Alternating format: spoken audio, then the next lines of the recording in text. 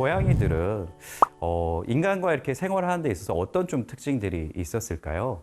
개는 사실 고양이에 앞서서 수렵 시대부터 인간과 함께 생활을 했습니다.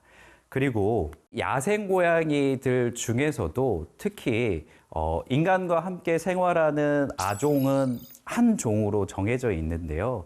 먼저 야생 고양이들의 좀 분화를 제가 먼저 살펴보도록 할게요. 유럽형 들고양이, 펠리스 실베스트리스, 아프리카 들고양이, 펠리스 실베스트리스 리비카, 인디안 사막 고양이, 펠리스 실베스트리스 오르네이트, 남아프리카 들고양이, 펠리스 실베스트리스 케프라, 중국 산 고양이, 펠리스 실베스트리스 비에티. 재밌는 거는 이 여러 가지 품종 중에서 계속해서 고양이들이 여러 갈래로 나아간 게 아니고 단 하나의 아종, 아프리카 들고양이, 펠리스 실베스트리스 리비카라는 야생 고양이 한 품종으로부터 길에서 보는 고양이, 집에서 보는 고양이, 다른 나라에서 보는 고양이, 이 모든 고양이가 퍼져나가기 시작했다라는 점입니다. 이 부분에 대해서 학자들 중에는 이렇게 주장하는 부분도 있습니다. 특히 여러 가지 고양이 기본 종들 중에서 실베스트리스 리비카 같은 경우에는 정말로 호전성이 많았다. 겁 없는 고양이였다.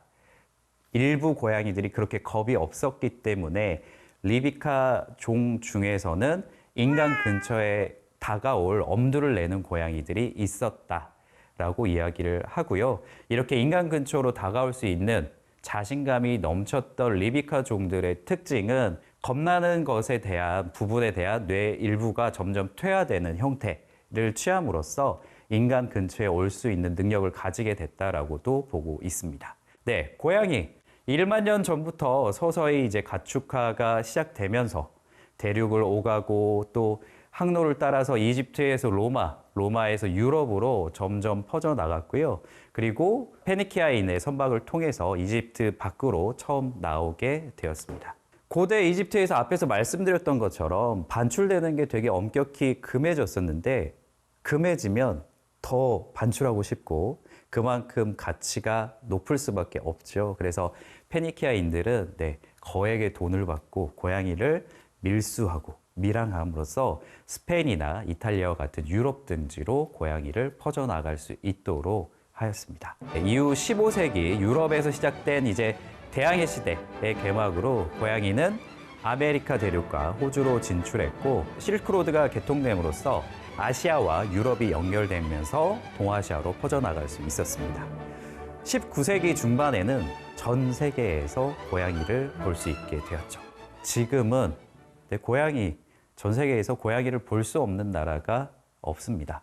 이미 전 세계가 고양이한테 종복을 당한 것과 같은 그런 형국이죠. 사실은 고양이는 어떤 면에 있어서도 가축으로서 적합하지가 않습니다. 일단 가축이 되려면 사회성이 뛰어나서 여러 마리를 같이 기를 수가 있어야 되는데 고양이는 단독 생활을 하는 친구들이기 때문에 일단 사회성이 되게 떨어집니다. 관계 맺기에 되게 서투르고요. 그리고 야생성, 공격성도 많이 남아있는 형태이기 때문에 인간 입장에서는 반려동물로서는 조금 좀 쉽지 않은 그런 동물이 될 수 있죠. 근데 이런 쓸모없는 고양이, 인간이 왜 기르기 시작을 한 걸까요?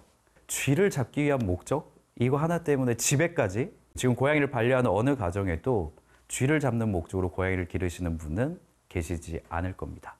그럼에도 이 고양이들이 이렇게 인간들의 여러와 같은 성원을 받으면서 살고 있는 이유가 뭘까요?